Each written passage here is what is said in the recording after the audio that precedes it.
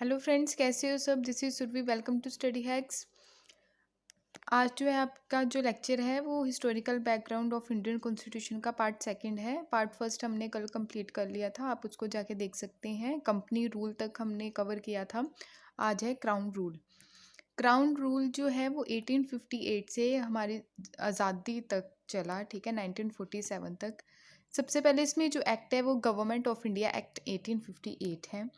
Significant act जो है ये एनेक्ट किया गया in the wake of revolt 1857 का, जो रिवॉल्ट हुआ था जिसको बोला गया फर्स्ट वॉर ऑफ इंडिपेंडेंस, और स्पॉय म्यूटिनी भी इसको बोला जाता है।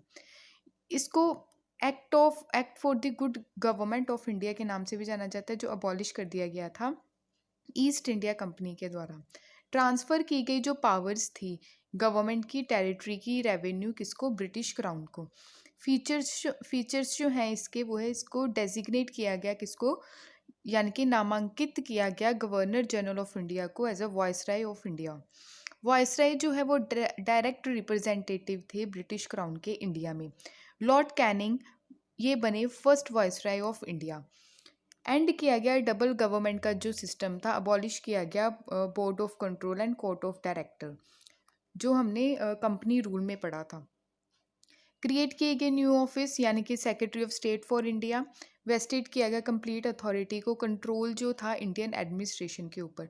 सेक्रेटरी ऑफ स्टेट जो है वो मेंबर थे ब्रिटिश कैबिनेट के, और अल्टीमेटली पूरे रिस्पॉन्सिबल थे ये ब्रिटिश पार्लियामेंट को। इस्टेब्लिश की गई 15 मेंबर्स की काउंसिल इंडिया में, ताकि असिस्ट कर सके किसको, यानी कि सहायता के लिए secretary of state for India. जैसे आज के टाइम में कौन है, प्राइम मिनिस्टर ऑफ इंडिया है, वैसे ही उस टाइम में क्या किया गया, secretary of state for India की पोस्ट को क्रिएट किया गया।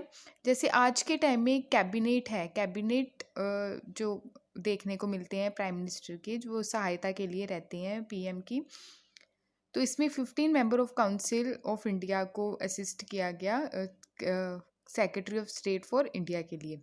काउंसिल जो है, जैसे आज के टाइम में काउंसिल क्या है, एडवाइजरी बॉडी है, एडवाइस देने का काम करती है। उस टाइम जो 15 मेंबर की काउंसिल थी ये भी एडवाइस देने का काम करती थी किसको, सेक्रेटरी ऑफ स्टेट को।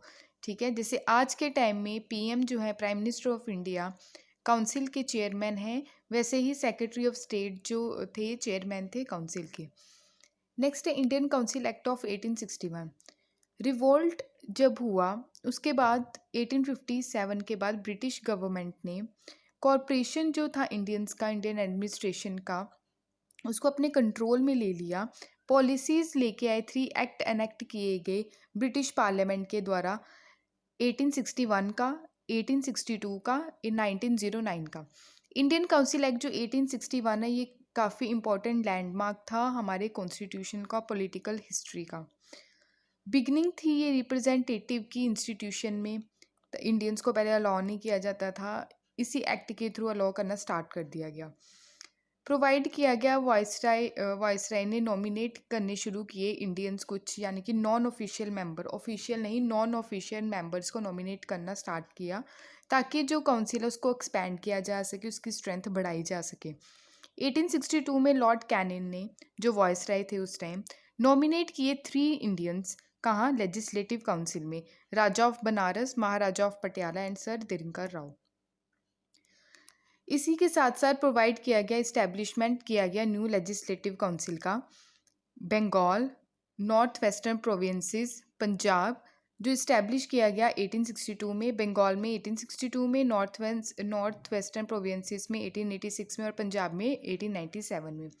एम्पावर किया गया वॉइसराय को, जो रूल्स हैं, ऑर्डर्स हैं, more convenient transactions of business में देखने को मिली काउंसिल में। रिकोगनाइज किए गए अलग अलग पोर्टफोलियो सिस्टम इंट्रोड्यूस किया गया, जो लॉर्ड कैनिंग के द्वारा, कब, 1859 में। एम्पावर किया गया जो वॉइसराय रहते, इश्यूज जो रहते ऑर्डिनेंस के, विदाउट कंकरेंस जैसे legislative council during emergency. Next है इंडियन काउंसिल एक्ट 1862 का।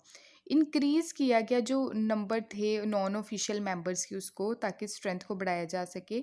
सेंट्रल और प्रोविंशियल लेजिस्लेटिव काउंसिल में, प्रोविंशियल यानी कि स्टेट लेवल पे, बट मेंटेन किया जाने लगा इसको ऑफिशियली मेजॉरिटी में। इंक्रीज़ किए गए जो फंक्शंस हैं लेजिस्लेटिव काउंसिल के, पावर जो थी बजट की, पहले जो बजट बजट को डिस्कस करने की पावर नहीं दी गई थी। इसके तहत क्या किया गया, बजट को डिस्कस करने की पावर भी दे दी गई। कहाँ, लेजिस्लेटिव काउंसिल को, यानी कि प्रोविंशियल लेवल पे। ठीक है, प्रोवाइड किए गए नॉमिनेशंस जो रहते हैं नॉन ऑफिशियल मेंबर के, यानी कि स्टेट लेजिस्लेटिव काउंसिल में वॉइसराय के द्वारा जो रिकमेंडेशंस रहेंगी, कहाँ, किसकी, प्रोविंशियल लेजिस्लेटिव काउंसिल के and Bengal chamber of commerce की। नेक्स्ट जो प्रोविंशियल लेजिस्लेटिव काउंसिल है, गवर्नर्स के द्वारा जो डिस्ट्रिक्ट बोर्ड्स की रहती थी रिकमेंडेशन, म्यूनसिपैलिटीज़ की, यूनिवर्सिटीज़ की, trade association, zamindar and chambers. Next है इंडियन काउंसिल एक्ट ऑफ 1909। इसको मॉर्ले मिंटो रिफॉर्म के नाम से भी जाना जाता है। क्लियर, जो लॉर्ड मॉर्ले थे वो secretary of state for India थे और लॉर्ड मिंटो वॉइसराय, यानी कि आज के टाइम में जैसे पीएम और वॉइसराय क्या है, प्रेसिडेंट। कंसीडर किया गया जो इंक्रीज की गया साइज किसका, लेजिस्लेटिव काउंसिल का, सेंट्रल और प्रोविंशियल लेवल पे। जो मेंबर्स थे इसके सेंट्रल लेजिस्लेटिव काउंसिल के, उसको 16, पहले 16 थे, फिर इसको इंक्रीज करके 60 कर दिया गया। ऑफिशियली जो मेजॉरिटी थी स्टेट लेजिस्लेटिव काउंसिल में, वहाँ पे अलाउ कर दिया गया प्रोविंशियल लेजिस्लेटिव काउंसिल जो मेंबर्स थे नॉन ऑफिशियल मेजॉरिटी के। डेलिब्रेटिव फंक्शंस देखने को मिले लेजिस्लेटिव काउंसिल में बोथ लेवल्स पे। जैसे मेंबर्स हैं उनको अलाउ कर दिया गया सप्लीमेंट्री क्वेश्चंस के लिए, रेजोल्यूशन को मूव करने के लिए, बजट को पेश करने के लिए एंड सो ऑन। नेक्स्ट है government of India act of 1919। जो गवर्नमेंट ऑफ इंडिया एक्ट है 1919, इसको एनेक्ट किया गया 1919 में। 1919 में एक और आपको चीज़ देखने को मिली, यानी कि जलियांवाला बाग मैसेकर। ये एनेक्ट तो किया गया 1919 में, बट फोर्स में आया 1921 में। इस एक्ट को मोंटेग्यू चैम्सफोर्ड रिफॉर्म्स के नाम से भी जाना जाता है। जैसे हमने लास्ट पढ़ा, मोंटेग्यू जो है वो secretary of state for India and lord Chelmsford viceroy of India. इसमें क्या किया गया, रिलैक्सेशन दी गई central control over provinces by demarcating and separate किया गया सेंट्रल एंड प्रोविंशियल सब्जेक्ट्स को। सेंट्रल एंड प्रोविंशियल जो लेजिस्लेचर है वो अथोराइज करती थी रिस्पेक्टिव लिस्ट जो हैं, जैसे हम आज के टाइम में हमारे शेड्यूल 7 में 3 लिस्ट ऐड ऑन की गई हैं, यानी कि सेंट्रल लिस्ट, स्टेट लिस्ट और कंकरेंट लिस्ट। ठीक है, ये शेड्यूल्स की मैंने वीडियो बनाई है, प्लीज़ आप उसको जाके देख लीजिएगा, सारे डाउट्स क्लियर हो जाएंगे। स्ट्रक्चर जो है गवर्नमेंट का वो कंटिन्यू रहा to be centralize and unity. Further क्या किया गया, प्रोविंशियल सब्जेक्ट्स को 2 पार्ट्स में डिवाइड किया गया, यानी कि ट्रांसफ़र और रिजर्व। जो ट्रांसफ़र सब्जेक्ट्स हैं वो एडमिनिस्टर किए जाने लगे गवर्नर के द्वारा, और मिनिस्टर इसमें रिस्पॉन्सिबल रहते थे लेजिस्लेटिव काउंसिल में। जो रिजर्व सब्जेक्ट्स हैं एडमिनिस्टर किए जाते थे गवर्नर के द्वारा, but executive council without responsible to the legislative council, यहाँ पे एग्जीक्यूटिव का कोई रोल नहीं था। ड्यूल सिस्टम जो था गवर्नर का, ये यहाँ पे सामने आया, जिसको डायरेची सिस्टम बोला गया, बट ये अनसक्सेसफुल रहा। डायरेची जो है वो ग्रीक वर्ड है, यानी कि डबल रूल। एक्सपेरिमेंट जो इनके द्वारा किया गया वो अनसक्सेसफुल रहा। फर्स्ट टाइम इंट्रोड्यूस किया गया by cameralism and direct elections in the country. By cameralism मतलब यहाँ पे 2 हाउसेस होंगे, यानी कि लोकसभा और Rajya Sabha, house of the people और अपर हाउस। और डायरेक्ट इलेक्शंस तो आप जानते ही हैं, डायरेक्ट इलेक्शंस जैसे हम लोग वोट करते हैं, हम अपने रिप्रेजेंटेटिव चुनते हैं और पार्लियामेंट में भेजते हैं या स्टेट लेजिस्लेचर्स में भेजते हैं। इंडियन लेजिस्लेटिव काउंसिल जो है रिप्लेस की गई बाई कैमरलिज्म लेजिस्लेटिव, कंसिस्ट किया गया अपर हाउस यानी कि Rajya Sabha council of state and a lower house यानी कि लोकसभा लेजिस्लेटिव असेंबली।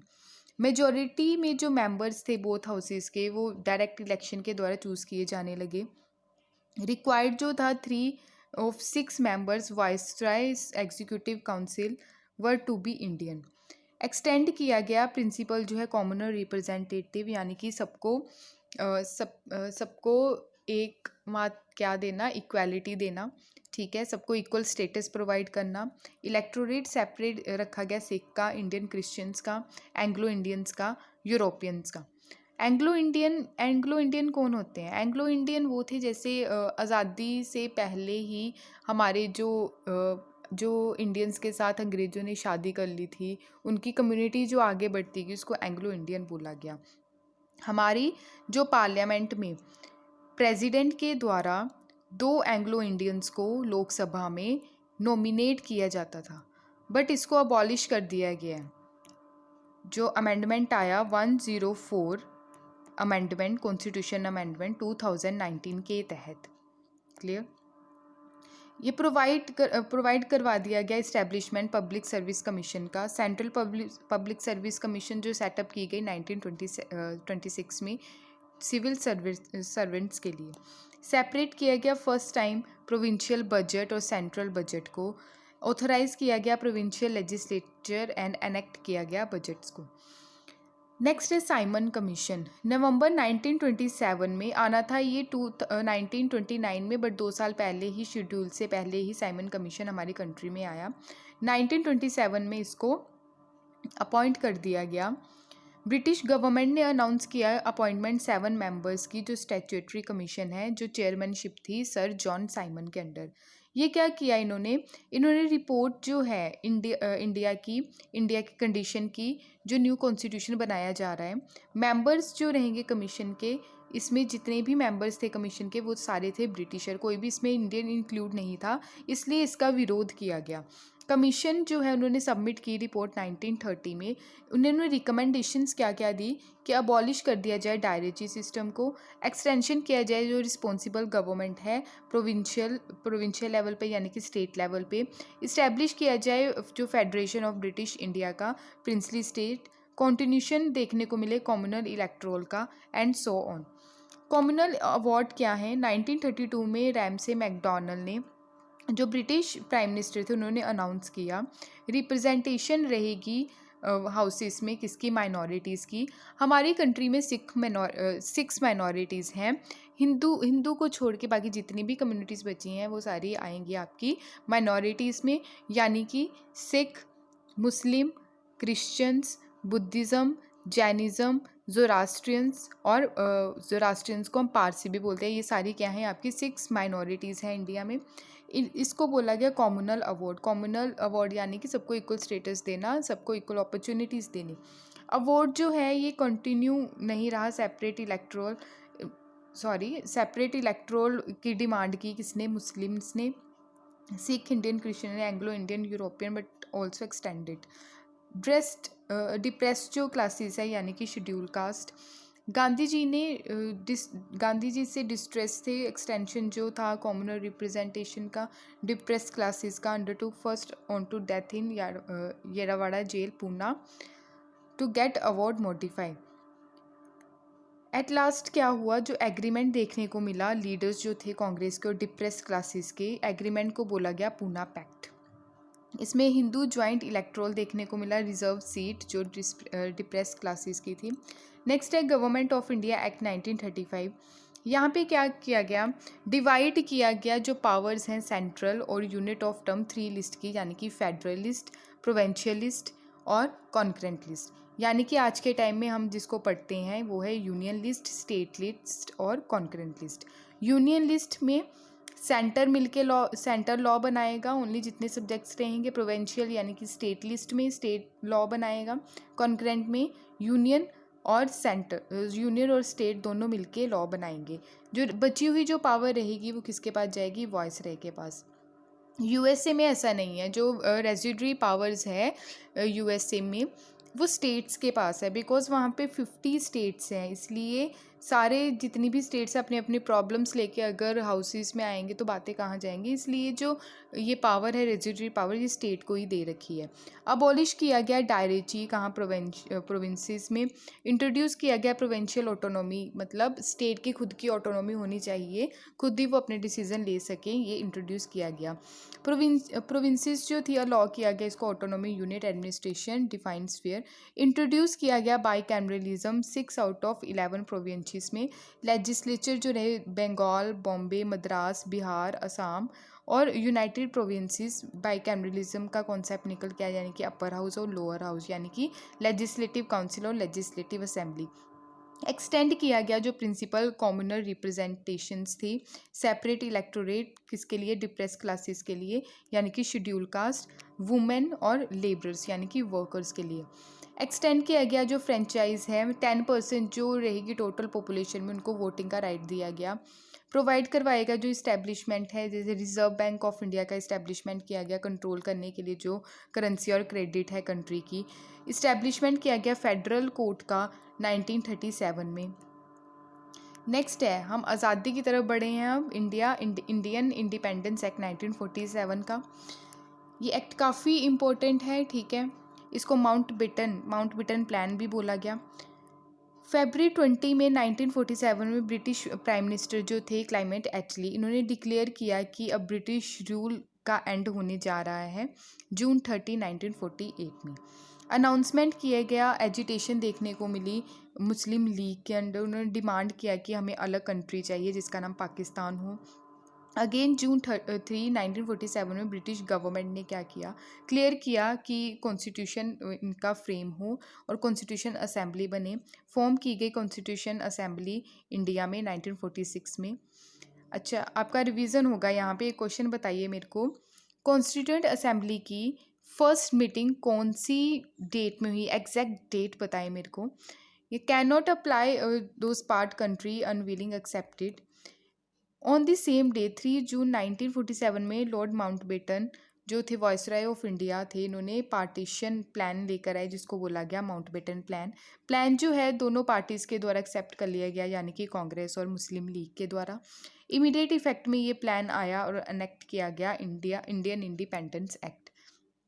एंड किया गया ब्रिटिश रूल इंडिया में, डिक्लेयर किया गया कि इंडिया एक इंडिपेंडेंट कंट्री और सॉवरन स्टेट बनी है अगस्त 15 1947 में। सॉवरन यानी कि हम अपने अब डिसीज़न खुद ले सकते हैं, कोई बाहर का डिसीज़न नहीं लेगा, हम इंडिपेंडेंट हैं। प्रोवाइड करवाया गया जो पार्टीशन ऑफ इंडिया है, क्रिएट की गई 2 इंडिपेंडेंट डोमिनेंस यानी कि इंडिया और पाकिस्तान। गारंटेड जो फ्रीडम देखने को मिली इंडियन प्रिंसली स्टेट्स में, इन्होंने ज्वाइन कर लिया इंडियन डोमिनियन ऑफ इंडिया को। कुछ जो प्रिंसली स्टेट्स थे उन्होंने डोमिनियन ऑफ पाकिस्तान को ज्वाइन किया। मिडनाइट 14-15 अगस्त 1947 में डिक्लेयर किया गया कि ब्रिटिश रूल अब ख़त्म होने जा रहा है। पावर जो थी ब्रिटिश गवर्नमेंट ने ट्रांसफ़र कर दी new independent dominance of India and Pakistan को। लॉर्ड माउंटबेटन जो है वो फर्स्ट गवर्नर जनरल बने न्यू डोमिनेंट ऑफ इंडिया के। जवाहरलाल नेहरू जी ने फर्स्ट प्राइम मिनिस्टर की जो शपथ ली इंडिपेंडेंट इंडिया की। कॉन्स्टिट्यूएंट असेंबली जो है इंडिया की फॉर्म की गई 1946 में। Became a parliament in the Indian dominant. ये है इंटरिम गवर्नमेंट जो है 1946 की। इंटरिम यानी कि टेम्परेरी गवर्नमेंट थी, वहाँ के जो मेंबर्स थे उनके पोर्टफोलियोज हैं, यानी कि जवाहरलाल नेहरू वाइस प्रेसिडेंट थे काउंसिल के external affair and commonwealth relation, Sardar Vallabh Bhai Patel home minister थे, इंफॉर्मेशन एंड ब्रॉडकास्टिंग मिनिस्ट्री इनके अंडर थी। Doctor Rajendra Prasad food and agriculture, doctor John में था इंडस्ट्री, ये आप पढ़ सकते हैं सारे पोर्टफोलियोज। फर्स्ट कैबिनेट जो फ्री इंडिया की 1947 में जो जवाहरलाल नेहरू थे प्राइम मिनिस्टर बन के आए, ठीक है। Sardar Vallabh Bhai Patel home minister, doctor Rajendra Prasad food and agriculture, Maulana Abul Kalam Azad education minister, doctor John Mathai railway, doctor BR Ambedkar first law minister of India, Jagjivan Ram labour minister, Sardar Baldev Singh defence minister, Raj Kumari Amrit Kaur health minister, CH Bhabha commerce minister, Rafi Ahmed Kidwai communication minister, doctor Shyama Prasad Mukherjee industries and supplies, VN Gadgil works and mines minister. ये था आज का आपका important lecture. इससे questions बहुत सारे frame होते हैं, प्रीवियस बहुत सारे क्वेश्चंस बने हैं UPSC के, SSC के, क्लियर, NDA के, EPFO के। नेक्स्ट जो हमारा लेक्चर रहेगा वो मेकिंग ऑफ द कॉन्स्टिट्यूशन रहेगा, ठीक है। आपकी जो वीडियो वो कल आ जाएगी। आप जो पिछली वीडियो आप उसका रिवीजन ज़रूर कीजिएगा, साथ ही साथ मैं क्वेश्चंस पुट करूँगी। देखने के लिए शुक्रिया। साथ ही साथ आप PDF इसकी आपको मिल जाएगी टेलीग्राम चैनल पे, लिंक आपको डिस्क्रिप्शन बॉक्स में मिल जाएगा। देखने के लिए शुक्रिया। जय हिंद।